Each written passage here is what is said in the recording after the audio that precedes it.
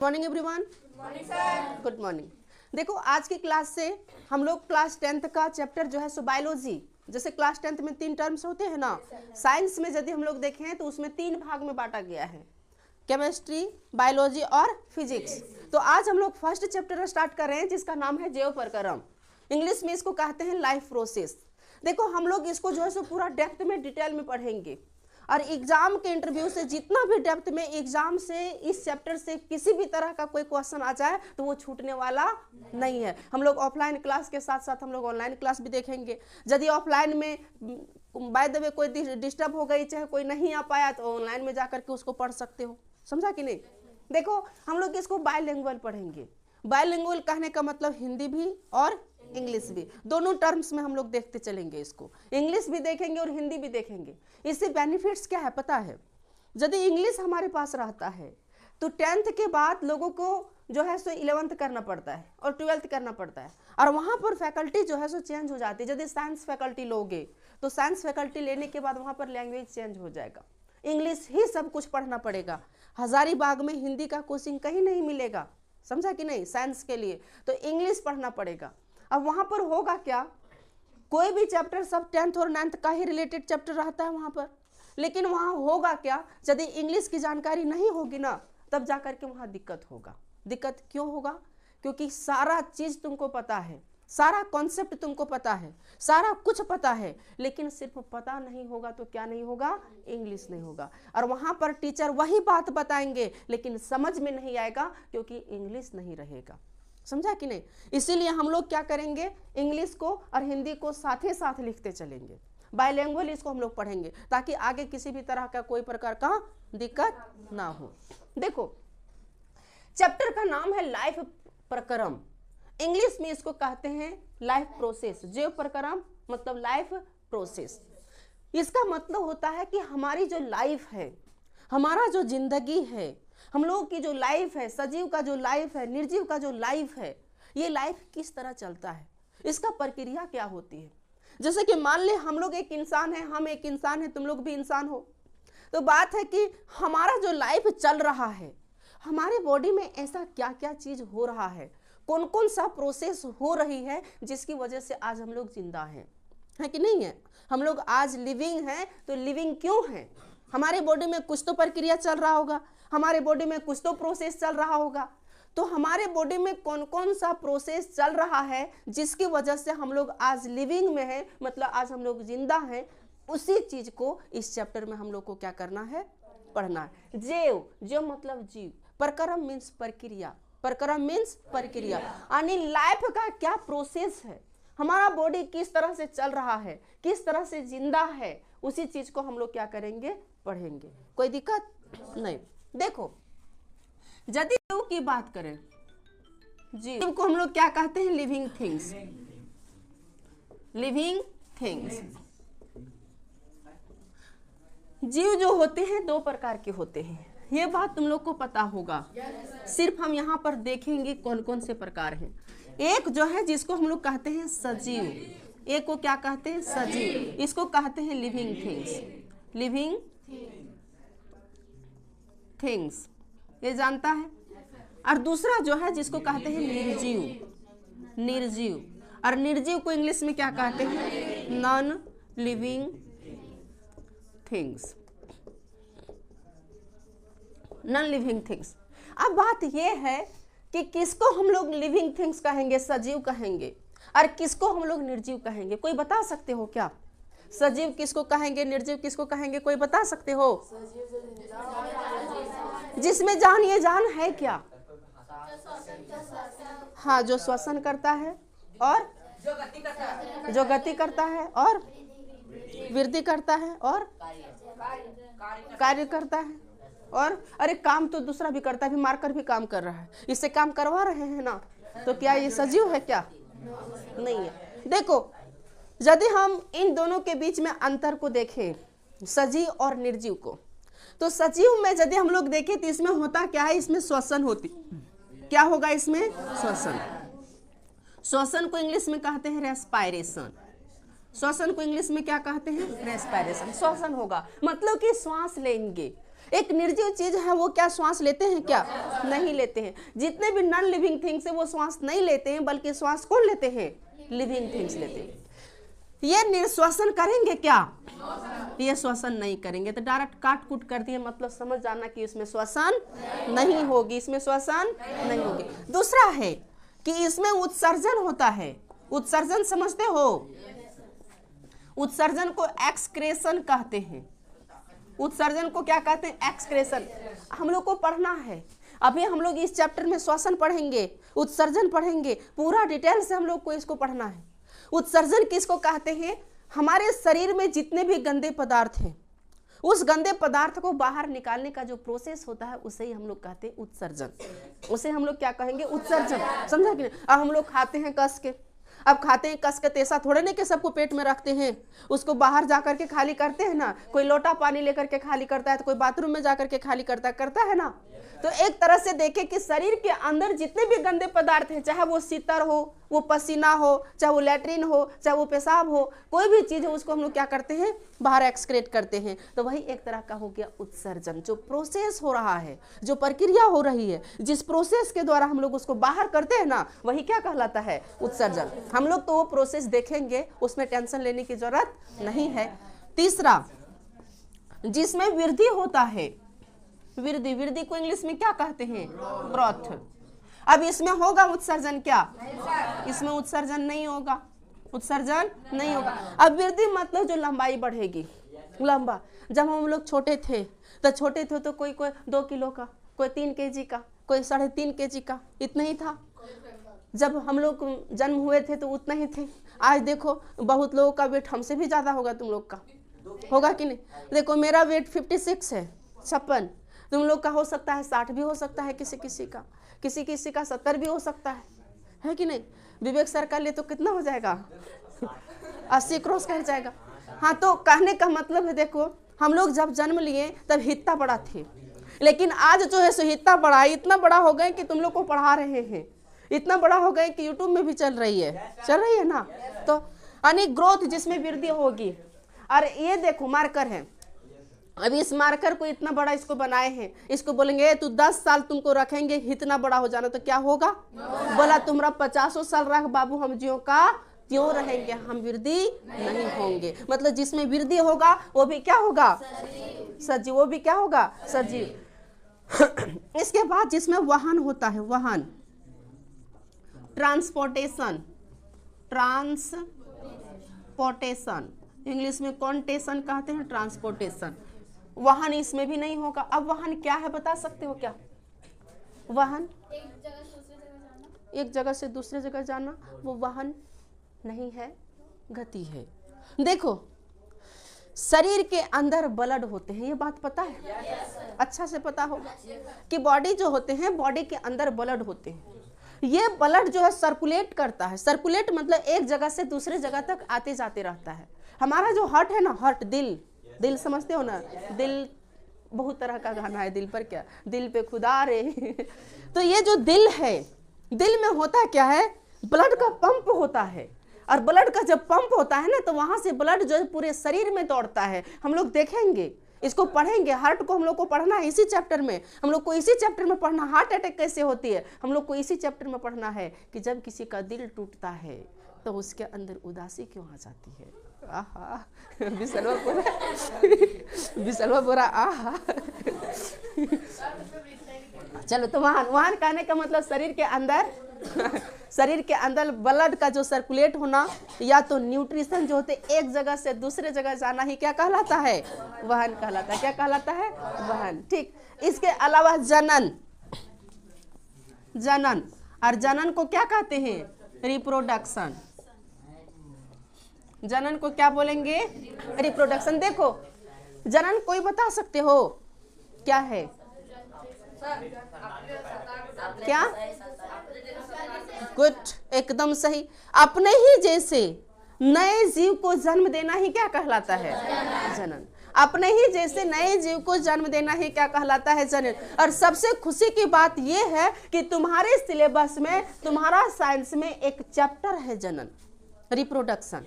एक चैप्टर पूरा डेप्थ में पढ़ना है कि बच्चे का जन्म कैसे होता है, कैसे एक बच्चे बनते हैं, कैसे बच्चे का प्रोसेस होता है, क्या होता है नहीं होता है, मेल फीमेल सब दोनों को हम लोग को पढ़ना है, समझे, पूरा डेप्थ में पढ़ना है हम लोग को। बच्चे जब गर्भ के अंदर होते हैं तो उसको खाना कहाँ से मिलता है, ये सारा चीज जो है सो हम लोग को इसमें पढ़ना है जनन में।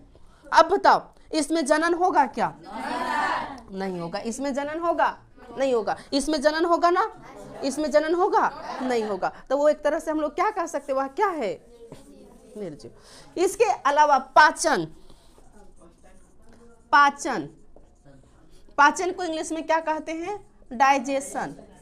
पाचन को क्या कहते हैं? डाइजेशन। इसमें पाचन नहीं होगा। पाचन समझ रहे हो क्या है पाचन? खाना खाते हैं उसको पचाते हैं, तो पचाना, वही तो पूछ रहे हैं, पचाना है क्या? पाचन है। पचाना है क्या? पाचन है। पाचन क्या है? पचाना है। ये कौन सा क्वेश्चन है? ये कौन सा जवाब है बता? अब पूछ रहे खाना है क्या? पाचन है सर। पाचन क्या है? पचाना है। ये कैसा बात है? चलो देखो, पाचन यदि हम लोग देखें किसको कहेंगे?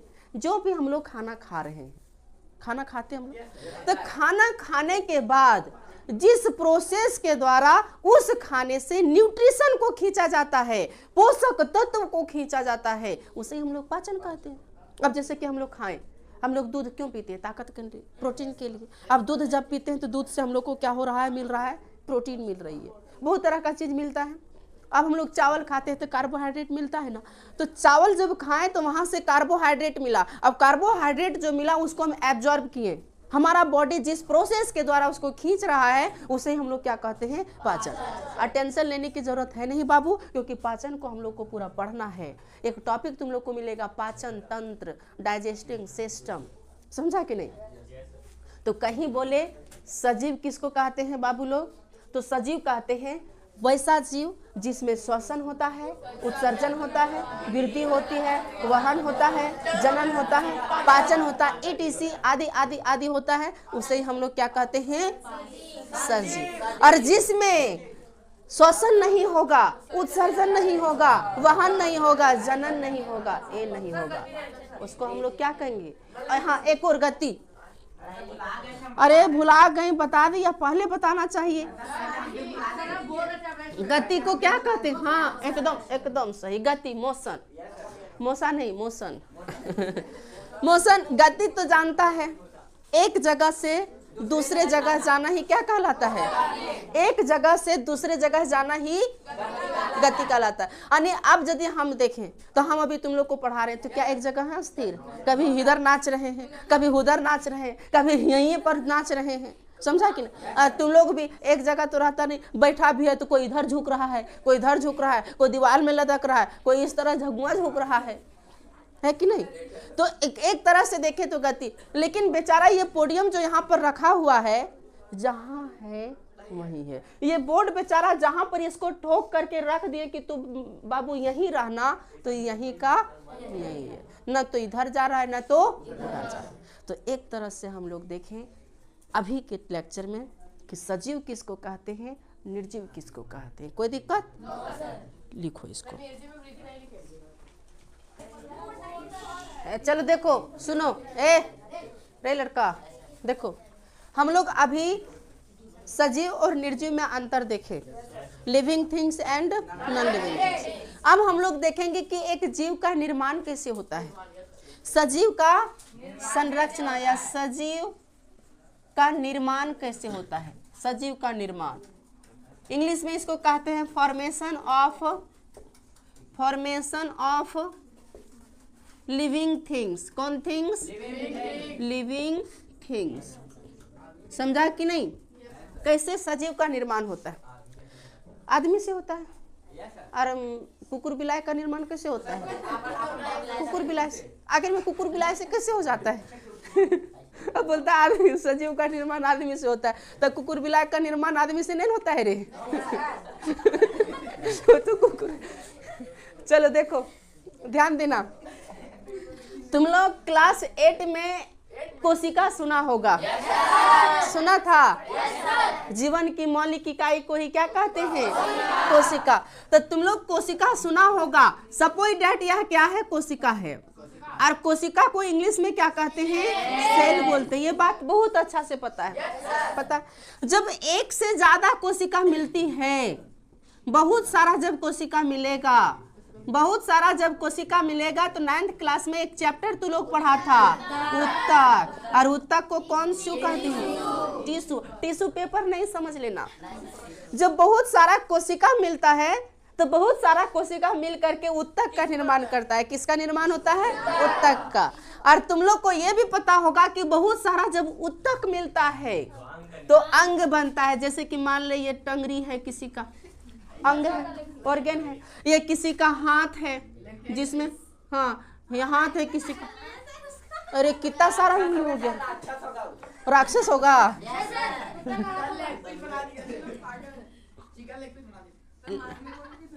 देखो ये मान ली किसी का हाथ है, एक अंग है। ये किसी का दिदवा है, दिदवा समझ रहे हो? अखिया। तो ये भी किसी का, ये भी आईब्रो है। आईब्रो बनाती है लड़की लोग रे, एकदम चापट कर देती है। कभी कभी मिस्टेक से कहीं सब गया तो ले पूरा अंग्रेजनी बन जाती है। लड़कियों क्या करते रहता है पता है? ब्लेड लेता है, छिलता रहता है इसको। एक मेरा दोस्त था, इसी तरह ब्लेडवा से छिल रहा था, बेचारा छिला गया पूरा। अब छिला गया तो अब क्या करेगा? दोनों साइड उसको छिल दिया। अभी देखने से एकदम लग रहा था अंग्रेज, बुझा क्यों? अब गोरा था भी। देखो, तो कहने का मतलब है बहुत सारा जब उत्तक मिलता है तो बहुत सारा उत्तक मिलने के बाद क्या बन जाता है? अंग। इसको क्या कहते हैं? अरे क्या हुआ रे? चुप, हल्ला नहीं करो, चुप। देखो बहुत सारा उत्तक जब मिलता है तो बनता है ऑर्गेन। क्या बनता है? ऑर्गेन्स। और कई सारा ऑर्गेन, सुनो, कई सारा ऑर्गेन, जैसे इधर हैंड हो गया, लेग हो गया, हाथ हो गया, पैर हो गया, मुंडी हो गई, कपार, फिर पूरा जितना भी सारा अंग है सब अंग मिल करके क्या बन जाता है? अंग तंत्र। कौन तंत्र? अंग तंत्र। या इसी को कहते हैं ऑर्गेन सिस्टम। अब बात है सर अंग तंत्र किसको कहेंगे?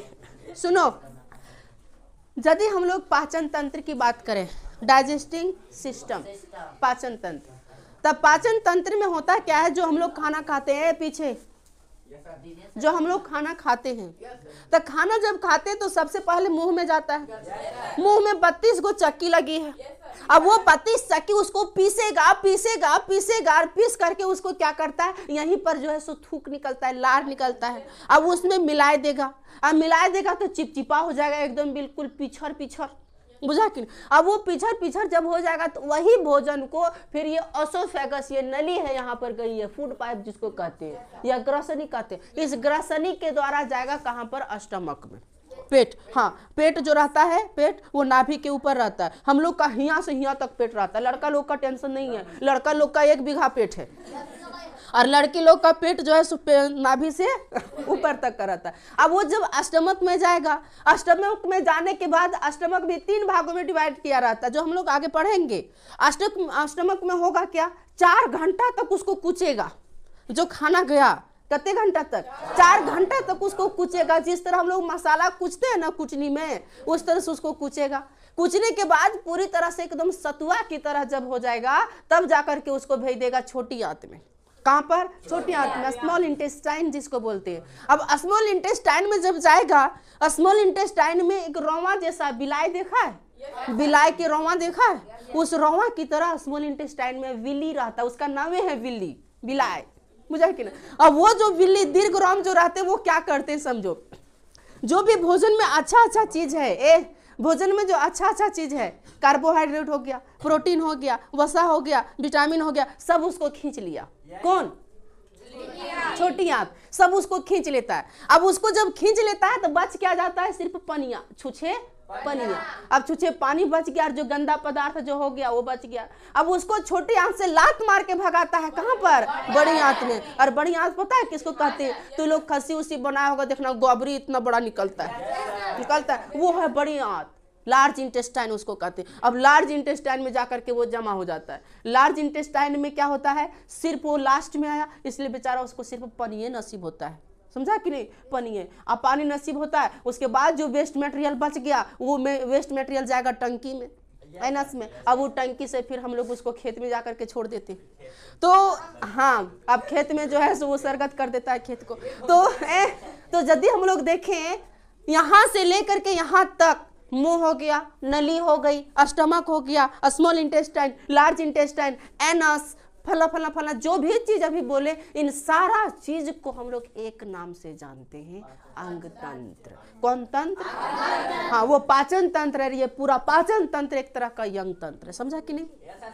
श्वास जब लेते हैं तो श्वास लेते हैं तो नाकिया से लेते हैं, नाकिया में जाली लगल है, जितना भी गर्दा जागा बाल रहता है, छोटा छोटा बाल, समझता है, अब सब बाल को यहीं छाँक लेगा, चाय छन्नी होता है ना, चाय छन्नी की तरह। फिर आगे जब जाएगा, ऐसा भगवान ने स्ट्रक्चर बनाया है, आगे सितर का भंडार दे दिया है, एकदम बहुत बड़ा डब डब डब डब दल दल दल दल तालाब है वहाँ आगे, और उस तालाब में सितर भरल है। सितर समझ रहे हो ना, श्लेष्मा। अब उसमें जो भी अर्धा गर्दा चीज है जाकर के उसमें चिपक जाता है बेचारा, वो बाहर नहीं जा पाता। फिर हवा अंदर गया, अंदर जाने के बाद जाता है कहाँ पर? श्वसनी नलिका में। फिर वहां से कुपिका में जाता है, एल्वियोली। कुपिका क्या करता है? ऑक्सीजन को खींच लिया 4% और बाकी सबको भगा देता, भागो यहाँ से। अब फिर वो ऑक्सीजन को खींच करके हीमोग्लोबिन उसको पूरे शरीर तक पहुंचा देता है। तो एक तरह से देखें, नाक से लेकर के जितना चीज लंबा अभी हम बताएं, सब श्वसन तंत्र था। कौन तंत्र? श्वसन तंत्र। तो ये जो तंत्र है इसी को हम लोग कहते हैं कौन तंत्र? अंग तंत्र। इसे ही हम लोग क्या कहते हैं? अंग तंत्र। अब अंग तंत्र तुम लोग को समझ में आ गया होगा। किसी को आपत्ति है क्या? किसी को विपत्ति है क्या? कोई पति? नो पति। बोलता है नो पति। देखो तो हम छाप रहे हैं इधर थुथुर, ठीक ना? विशल वाक्य। अरे ये जो है ना, अंग तंत्र छाप रहे हैं रे पगला। हाँ, सांप लग रहा है, तोरा लगबे करेगा। ए देखो, ये हो गया जो पूरा प्रोसेस है, इसी को कहते हैं अंग तंत्र। कौन तंत्र? अंग। और बहुत सारा अंग तंत्र, सुनो, बहुत सारा जब अंग तंत्र मिलता है बाबू लोग, तब बनता है जाकर के इतना बड़का शरीर, बॉडी। तब क्या बनेगा? बॉडी। और बॉडी को क्या कहते हैं रे? शरीर। समझा कि नहीं? कितना लंबा प्रोसेस। कोशिका मिला, कोशिका से ऊतक मिला, ऊतक से अंग मिला, अंग से अंग तंत्र मिला, अंग तंत्र से जाकर के फिर क्या मिला? शरीर मिला। तब जाकर के एक बड़ा शरीर बनता है। और पता है ये शरीर जो बनता है कहाँ बनता है? ये शरीर यूट्रस में, यूट्रस में, गर्भाशय में। और गर्भाशय में जब बनता है तब जाकर के ये बाहर निकलता है एक बउआ के रूप में, बउआ छोटका मोटका चुनवा के रूप में। बुझा कि नहीं? कोई दिक्कत यहाँ तक? किसी को कोई आपत्ति? चीसो। चलो तो आज की क्लास में इतना ही, बाकी जो भी कल। Bye bye bye.